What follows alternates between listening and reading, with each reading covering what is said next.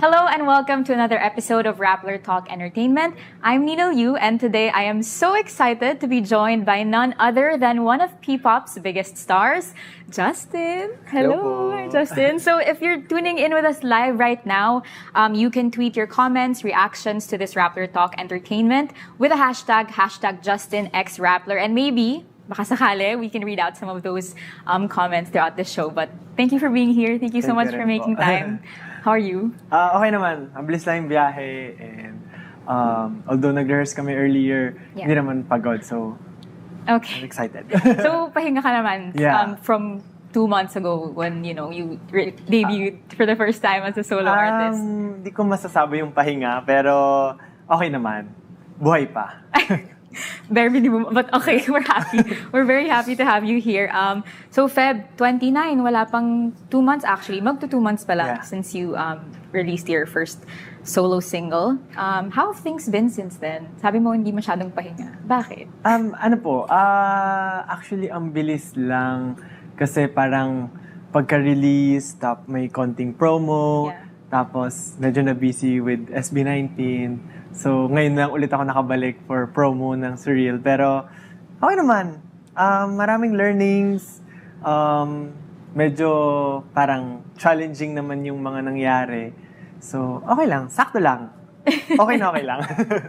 Ikaw ba yung type na kapag na-busy ka, parang you end up going through the things sort of like you're an autopilot. So, nagzo-zone out ka tapos ginagawa mo na lang emotions. Or ikaw ba yung type na parang kaya mo mag-step back tapos titignan mo kung anong nangyayari tapos mapaprocess mo rin siya at the moment?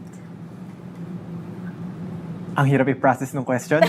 Like, alam mo yung kung Okay. busy ka, parang gagawin mo na lang kasi Yeah. alam mong kailangan mo siyang gawin. Tapos hindi mo naiisip or hindi nagsisink in yung mga ginagawa mo agad.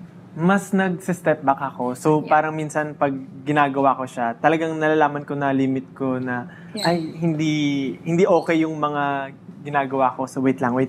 Yeah. Tutulugan ko muna kunwari, tapos tsaka ko gagawin kinabukasan para mas fresh yung isip ko. Ganon. So, yeah. Mas magbibigay ako ng time. Other than dire-diretso lang ako na, sige, trabaho na lang ng trabaho. So kahit sunod-sunod yung schedules, parang wired ka na, gusto mo talagang nakakapag-reflect ka sa, Yeah. parang kunya, at the end of the day, babalikan mo yung mga nangyari. Oo. Tapos, Parang ginagawan ko ng schedule or process yung sarili ko na hindi ako pwede mag-overwork kasi hindi magiging quality yung kakalabasan ng parang ganon. Hindi lang as kunwari as performer, pero in other aspects ng work, let's say sa creatives, pag naggagawa ng mga projects, kasi other than as performer kami, may ginagawa pa kami behind. Yeah. So, mas marami yung ginagawa ko doon. So, yun yung binibigyan ko talaga ng time to. Kasi yung performing, pag na-schedule na yun na yun eh. Right. Hindi ka na makakapag-reflect eh. so babalikan kita dun sa mga ginagawa mo behind. Pero you mentioned din earlier, since releasing Surreal, marami kang naging learnings. You wanna share some of those learnings? Ano bang siguro, yung isa is, iba talaga kapag may kasama ka, tsaka sa mag-isa ka lang. Other than that, yung ibang parts na hindi ko masyadong inaasakaso as SB19, kailangan ko na rin siyang pagtuunan ng pansin. So parang, as solo, kahit isipin mo, minsan naisip ko, parang mas madali kasi ako na lang yung iisipin ko. Pero kailangan mo rin damihan yung kamay mo and mag-ask ng help sa ibang mas may alam. Tapos try mo i-absorb yung mga learnings na yun para mas magawa mo yung work mo as a solo. So, ayun, dati parang meron lang specific area na ito yung scope of work ko. Ngayon, mas malaki siya kasi syempre yung iba hindi na masasakop. Let's say, as sa SB19, si Pablo talagang pagdating ng music, sakop niya na yon. So kahit di ko na masyadong isipin yon, dun lang sa creatives ko. Pero dito as a solo, kahit since di ko kasama si Pablo, parang tinatry ko lang abutin, Pao, patulong naman. Parang ganon. So, ayun yung learns. Parang kailangan talaga maging extra effort ba? Yeah. Pero that freedom that you have now as a solo artist, how have you found that freedom? Do you, like in the big picture, do you think it's a good thing or a bad thing? Like, do you get overwhelmed by it? I think it's a good thing na may solo. Yeah. Kasi syempre as a group, parang maraming compromise ba yun? Parang you need to understand ano yung gusto ng iba. Parang 5 kami. Yun yung Right. pinaka-struggle namin kasi iba-iba rin yung gusto naming 5. So as a solo, may outlet ako to release kung ano lang yung nasa isip ko, kung ano lang yung gusto kong gawin. Hindi ko kailangan masyadong isipin yung ibang tao. Hindi naman sa pagiging selfish, pero syempre, kailangan mo rin ng Yeah.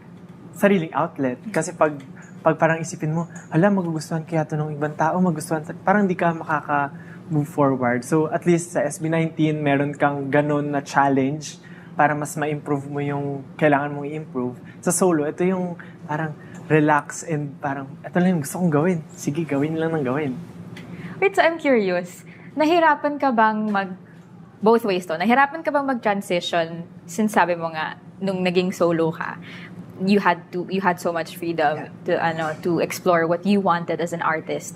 When you after working on Surreal, when you went back to working with the boys, nahirapan ka bang bumalik dun sa team energy nyo, team dynamic? Actually, hindi. Kasi pag in sa group, mas relaxed ako actually. So although mas nagagawa ko yung gusto ko sa solo, pero parang merong pressure kasi ako lang yung mag-isa. Parang doon, alam mo yung feeling na pag medyo natumba ka, may sasandalan ka. Yeah. So, pag solo, kailangan mong i-balance sarili mo talaga mag-isa. So, ayun. So parang when you started working again with the boys, medyo nakahinga ka na, okay. Nandiyan sina kuya. May sasalo ng ibang Yeah. kailangan ko isipin. Okay, so it comes with what you said earlier na mas relaxed ka nga when you went back to working on SB19 stuff. Alright, so let's go to Surreal. Yun nga, you mentioned na ngayon ka lang din bumalik sa pag-promo kasi na busy ka. Now that you've had time to reflect on, let's say, that first set ng promos mo, anything you wanted to improve on more now that you have, syempre, fans right now are still actively helping you promote the solo and the single. So anything you wanna improve on in terms of who you are, who this Justin is? Kasi no, at first, which is ginagawa ko rin naman ngayon, parang mas gusto ko ng, yun nga, parang medyo, I think, too much freedom naman na, sige, gawin na lang natin yan. Yeah. Sige, go lang ng go. So, ngayon siguro medyo kinontrol namin na kailangan i-balance pa rin. Kasi syempre, lahat ng sobra, masama. Parang, kunwari, pag guestings, parang sabi namin, sige, go. Pero, after nung first set, parang sabi namin, wait, pag-isipan natin kasi yung schedule, baka naman di kayanin, may SB19 work pa, parang mga ganyan. Maraming kailangan i-consider. So, medyo tinry namin na, sige, syempre, yung mga expenses din, parang mga ganon. So, from the first set, gumawa kami ng mga learnings na, okay, dapat medyo, tipid-tipid sa ganito, yung timing, schedule, medyo maluwag naman for today, sige, i-push na natin. So, more on ganon namin nakikita. So, syempre, inaaral din namin yung process kung paano ba namin i-handle yung dapat na po-promote, pero yung welfare ng artist is okay pa rin. Yes. So, learning experience siya, not just for you, for your team for the din. team Yeah. talaga. That's nice na sabay-sabay kang nag-grow and nagko-collaborate. So, side note, we're actually trending right now on X. Number 1 na yung hashtag JustinXRappler. So, thank you so much to the 18 or mga mais na nagtutune in right now. Please do keep on sending your comments, your reactions, anything you want to maybe ask Justin. Baka masingit natin yan. But thank you so much for tuning in. So, actually, meron nang nagpadala ng questions from our app. So, we have this new app. It's called Rappler Communities. So, pwede kayong mag-usap-usap doon. And we have a pop culture channel. So, yesterday, we asked for some questions. So, user Luis asked, what is your advice sa mga taong nawala na ng hope na gawin ang passion or art nila? I think, meron dalawang klase nung nawala eh. Okay. It's like, merong nawala na talagang sobrang tagal na, hindi mo na, parang ayaw mo na talaga. Meron namang nawala na baka ngayon lang and babalik. So, sa matagal na talaga, I think, ang pwede mong gawin is, i-push mo yung sarili mong mag-try ng ibang bagay. Kasi doon mo marirealize na, hindi ko to gusto. Sige, try ulit isa. Hindi ko to gusto. Try ko ulit to isa. Until, ma-realize mo mamaya, yun talaga, ma-feel mo ulit, babalik ka rin talaga. Kapag wala, kasi syempre, pag nawala yung passion, hindi yun mawawala, nakatago lang. Or it might be parang meron siya, hindi mo lang pa nakikita. So, ayun. Tapos yung isa na babalik din, bigyan mo lang din yung time mo na magpahinga. So, kung hindi mo pa na-feel gawin yung passion mo right now, malay mo, next year, bumalik, ganon. Kasi, andyan lang naman yun. Yeah. Hindi ka lang nadiliin. Nakaka-frustrate pag pipilit mo, tapos hindi mo na-feel. Is that something you apply to yourself? Or nararanasan mo din ba yun na, syempre, to be a creative, and especially in the industry, I can only imagine how hard it must be na you're expected to literally create every single day. Actually, different ways ng art. So let's say, kasi minsan po nagpe-paint din ako. So meron lang time na gusto ko mag-paint, tapos meron time na parang tinatamad ako, hindi ko siya feel. So, yun lang, kung kailan ko gusto, gagawin ko siya. Kung hindi ko gusto, ibang klaseng art naman yung gagawin ko. Let's say nga, sige, focus ako sa pwedeng gawin with SB19. Ano ba yung pwede ko ano bang project meron kami? Sige, tutulong ako. Pag minsan naman, hindi ko ma-feel, pass muna ako, hindi ako makakapaglabas ng creative output kasi hindi ko rin na-feel. Doon naman ako magdo-drawing. Minsan naman, parang mas feel ko maglaro ngayon. Kasi di ba kahit sa laro, hindi lang sa art na pwede mong gawin. Parang minsan, gusto ko maglaro ng laron to. Minsan gusto ko, ito yung laruin ko.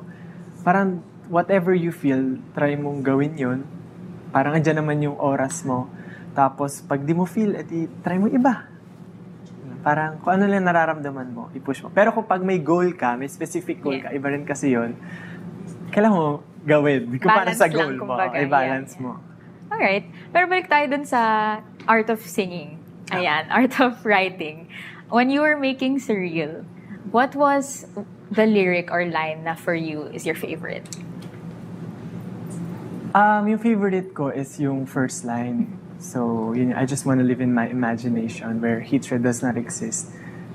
I feel like parang yun doon nagsimula yung idea ko, kaya ako nasulat yung buong kanta. Kasi I imagine na parang kapag sobrang lungkot, dahil mong problema, dahil mong iniisip, yun nga, may time na nawawalan ka ng passion sa kahit na ano, parang inisip ko, parang gusto ko na lang sa imagination ko kasi doon, masaya lahat ng gusto ko nandoon.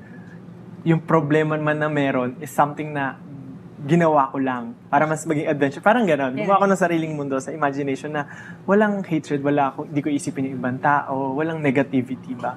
So, kaya, ayun. So when you made that line, alam mo na dun mo pa iikutin yung storya ng kanta? Or hindi pa? Or hindi mo pa sure kung magiging sa start siya, sa gitna? Nasulat ko na siya, first line na talaga agad. Kasi nung nag-try ako magsulat ng kanta, parang ang advice na naalala kong sinabi sa akin ni Japs ng The Ones, sabi niya, pagsulat, imagine mo lang ano yung lugar na nakikita mo. Kunwari, may umaagos na tubig, imagine mo yun, tapos try mo isulat. So, from that idea, naisip ko na, parang nasa imagination ko lang din yung isusulat ko. Yeah. Kaya I just wanna live in my imagination. Parang ganun. So, ayun. Okay. Pwede bang magpa-sample nung part, any part? Doesn't have to be your favorite line. Pero for the fans, I know they wanna hear this too. It's the first part, like, Yeah.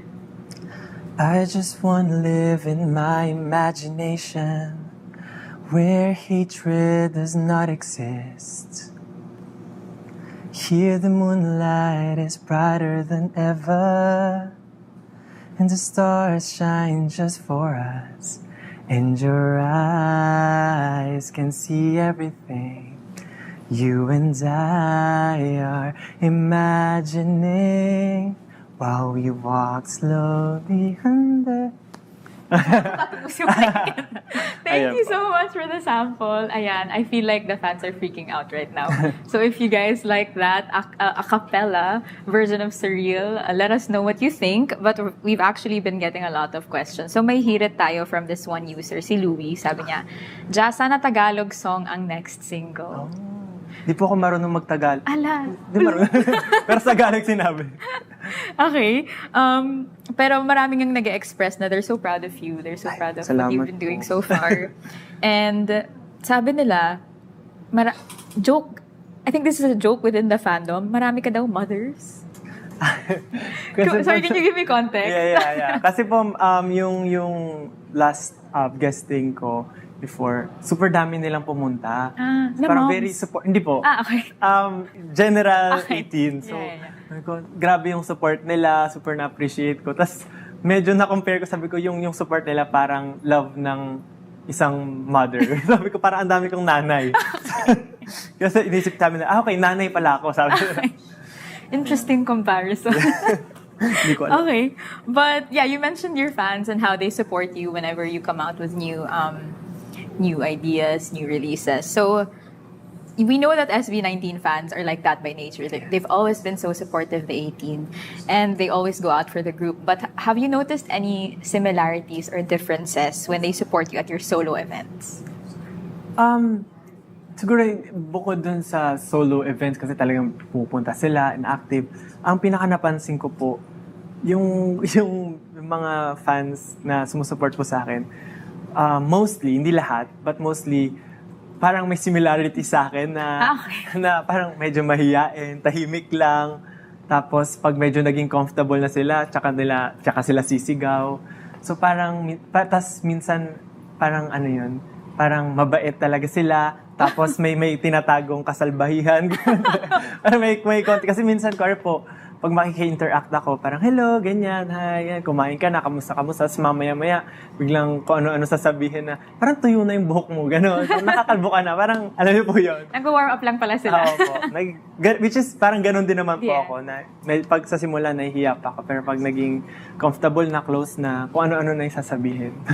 Are there any standout moments with your fans from siguro the past 2 months na lang na you remember? Nung last guest po, may nagregalo ng pagong sa ano po yan, public po yun sa McKinley. Oh my gosh. So sobrang daming taong siksikan. Tapos nagsasign po ako ng mga pinapasign po nila. Tapos biglang nagulat ako, may pagong na albino pa po. Sabi ko, Oh, wow. anong gagawin ko dito? Talagang ako, okay. So gusto niya ipaalaga po sa akin. So ayun naman po, nasa bahay na yung pagong. Sa First time aquarium. mo ko ng live animal? From Hindi a fan? naman po. Ay, hindi first time. Oh my God. First Pagong time live. siguro po na sa isang event, inabot yung live animal. Yeah. Okay. Pero bakit daw pagong? Dahil albino siya? Mahilig po actually ako. One of my favorite animal po is Oh, turtle. sweet naman nila. So, hinanap pa talaga nila yun. Ano po ata siya? Nag-aalaga talaga? Tapos anak yun nung alaga niya? Something like that. Oh, wow. Okay. Ganun yung chismis na narinig ko. Okay. I-confirm nyo na lang, guys, Yeah. kung tama yung chismis na narinig ni Justin. But, aside from Surreal, recently, you released something new also. Well, Yeah. not so new, kasi na-release mo na siya Yeah, before. But your cover of Sunday Morning, Yes, you po. put it out on Spotify this time. What made you decide, it's been doing well naman on YouTube, but what made you decide to put it out on a streaming platform? Kasi po actually, si Sunday Morning, dapat song ko siya na i-perform sa Asia tour namin na dapat like the last year pa. Yeah. So, since medyo na-move po yun na na-cancel yung ibang shows, parang sabi ko, sayang naman kasi nakapag-record na ako, na-practice ko na siya. So, why not i-release na rin natin, mag-shoot na lang tayo ng video, ganyan. Tapos, nung nirelease na po yung video, parang marami pong fans na parang gusto nila, sabi nila, pwede bang ilagay sa mga digital streaming platforms, ganyan. Tapos, si Sony din po, sinuggest nila, gusto nyo ba i-release natin? Sabi ko, sige po, Pwede why lang. na, wala namang problema, wala namang mawawala. Tapos nakapag-release na rin naman ako. It might help din sa promo kasi mas makilala and also, sige, go! Ayun. Okay, well, siguro naman di tayo makaka-copyright nito, but okay lang ba sample din? Okay. Sunday morning rain is falling. Still some cover shares some skin. Clouds are shrouding us in moments unforgettable. You twist to fit the mold that I am in. But things just get so crazy, living life gets hard to do. And I would gladly hit the road, get up and go if I knew that someday it will lead me back to you. Yeah, that someday it will lead me back to you. Hindi ko alam kung okay ba yan. Okay naman, Okay, diba, sige everyone? Yeah, okay. So, thank you for that. Sorry, naaliw lang ako kasi I'm reading the comments and the tweets of the fans. Well, for one, last night, we actually did a teaser for your guesting on here. So, we posted just an emoji of corn, mais. And a lot of people were confused. Or for those who aren't on the P-pop side of social media, they were confused. Parang, Ano yung anong mais? meron? Anong mais? Bakit mais?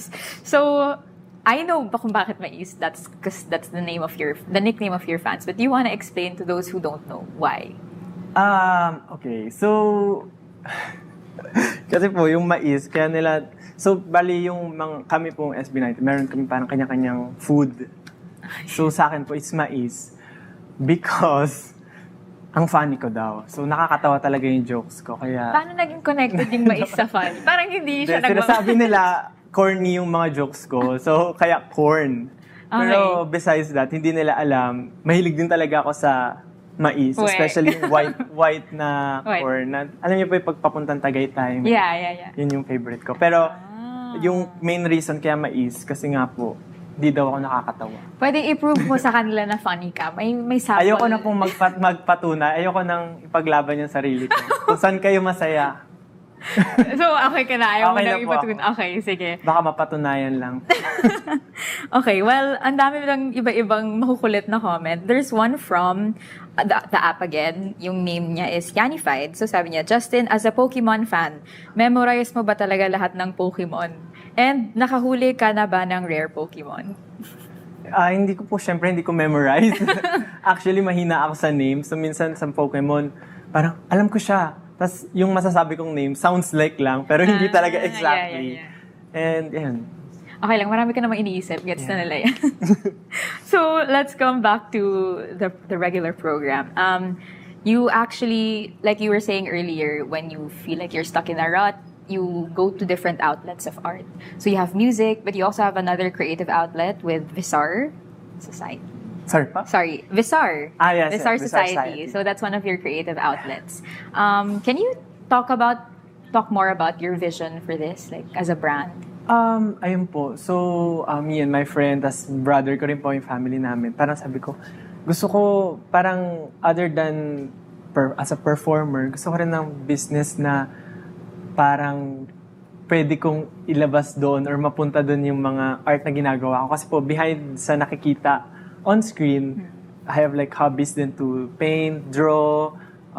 So, sabi ko, why not? Gawa tayo ng lagyan natin mga shirts, ganyan. Or soon, makabuild tayo ng maliit ng store and we sell crafts and whatnot. So, parang yun lang. Gusto ko, actually, hindi very big yung dream ko for Visar Society, but more of gusto ko lang na meron akong something na outlet for my art nga po and something enough. Parang sabi ko, enough to what I want na maliit na store, kahit hindi dagsain ng tao, at least merong pumapasok and makita nila yung art ko, ma-appreciate.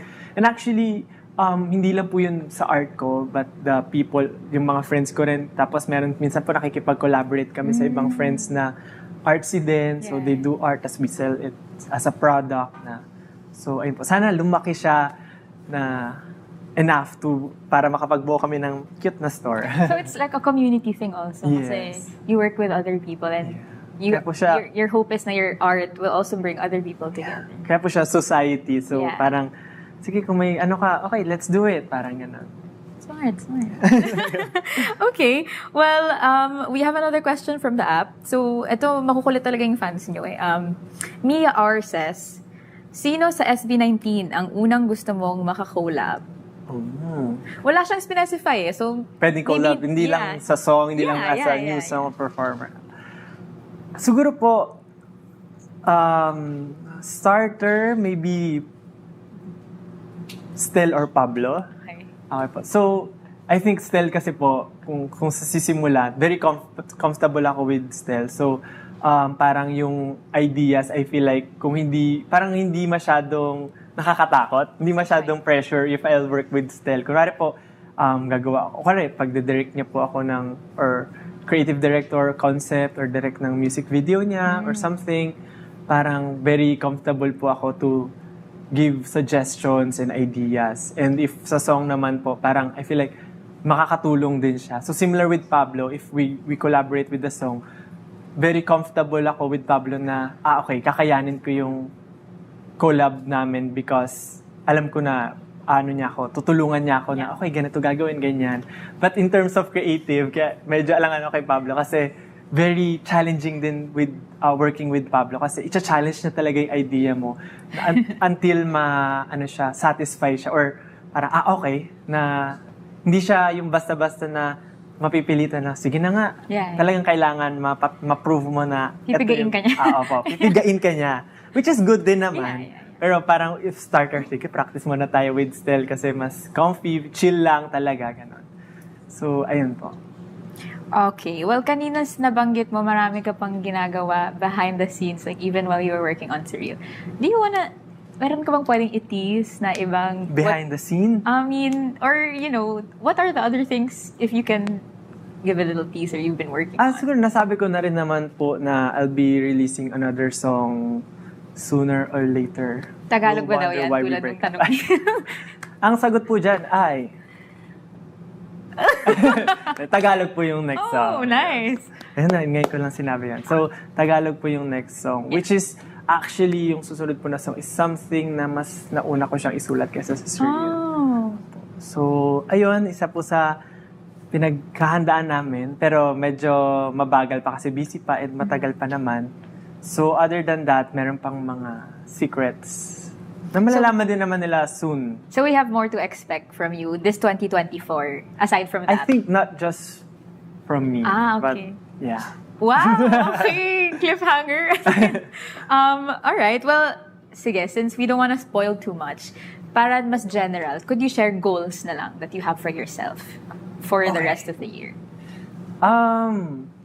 In terms of personality or self-development, siguro po, confidence. Kailangan ko parang ever since yun na yung tinatry kong basagin. So, sana by this year talagang mas confident na ako.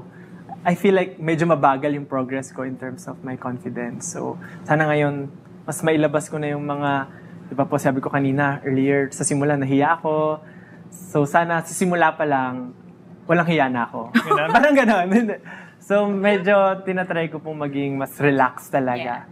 Kasi I feel like mas na-constrain ba yung term pag medyo nahiya ako. Lalo akong nagsastruggle sa lahat ng gagawin ko. Yung mga isasagot ko sa interviews, pag-performance, pag mas less confidence, mas hindi ganun ka-okay. So, ayun. Tapos, goal ko rin po, hopefully, makapag-release pa ako ng 2 more.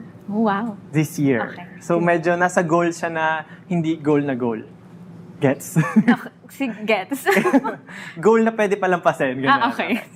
Tapos, ayun lang po. Gusto ko lang sana maging mas relax nga po talaga this year. Parang, sige, masaya yan. Gawin natin na wala masyadong stress. Live, laugh, love era. Yeah. Pero, other than personal, siguro, gusto ko rin yung 1Z, yung company namin talaga Tsaka yung Visar. Yeah. Medyo mag-balance ang lahat. Okay. Well, hopefully we see you back here Yes. once those projects are out. Isa po yan sa goal ko, makabalik dito pagka... Goal din namin yan. Sabi daw po kasi sa live jam, 3 songs ang iperperform. Okay. So babalik po ako pag... Pag ready na yung dalawa. Hindi ko pa sure. Basta pwede na yung 3. Okay. Pag meron ng 3 pwede. Okay, sige. So we're gonna look forward to that, and I'm sure our fans will look forward to that as well. But thank you so much for being here, for making Thank you rin time. po. Thank you for Hope you had fun, and Super. we're rooting for you always. Thank you so much. Thank you. And to all our viewers, thank you so much for tuning in, interacting, helping us trend to #1, and always supporting Rappler Talk and, of course, Justin. If you want to keep yourselves updated on the latest P-pop happenings or even just any updates on showbiz, you can join the Rappler Communities app and hop into the Pop Culture channel, and you'll get all your latest updates there. Again, I'm Nina Liu, and we'll see you next time. Bye!